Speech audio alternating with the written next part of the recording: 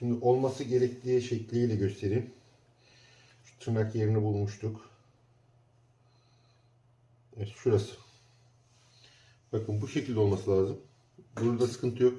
Ama arkaya çevirdiğiniz zaman boşluğu görüyor musunuz arkadaşlar? Bunları ne yapacağız şimdi? Nasıl yapacağız? Ya bu aslında bayağı uğraştıracak. Değer mi değmez mi? Ya, sevdiğimiz bir abimiz getirmiş. Bizden medet olmuş. Yapacağız artık. Yapacak bir şey yok. Normalde uğraşılacak bir şey de değil yani. Çünkü çok fazla deformasyon olmuş.